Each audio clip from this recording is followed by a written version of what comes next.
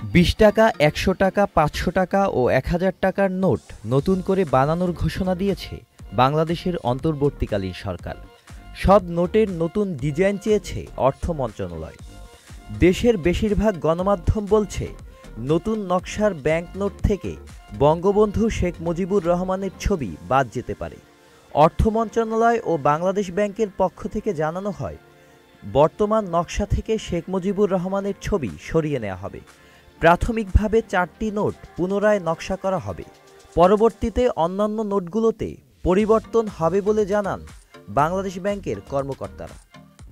গত ২৯শে সেপ্টেম্বর অর্থ বিভাগের ট্রেজারি ও ঋণ ব্যবস্থাপনা অনুবিভাগের উপসচিব এলিস শারমিন স্বাক্ষরিত এক চিঠিতে মন্ত্রণালয় বাংলাদেশ ব্যাংকে নতুন নোটের জন্য নির্দিষ্ট নকশার প্রস্তাব পাঠাতে অনুরোধ করেছে।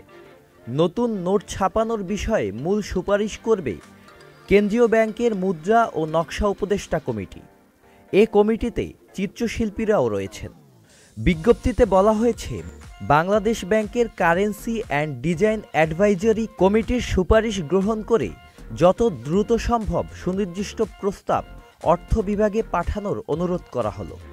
বর্তমানে বাংলাদেশে ২ টাকা থেকে শুরু করে ১০০০ টাকা পর্যন্ত সব কাগজের নোটগুলোতে শেখ মুজিবুর রহমানের ছবি রয়েছে। কোনো কোনো নোটের দুপাশেও শেখ মুজিবুরের ছবি রয়েছে। তাছাড়া ধাতব মুদ্রাগুলোতেও রয়েছে তার ছবি।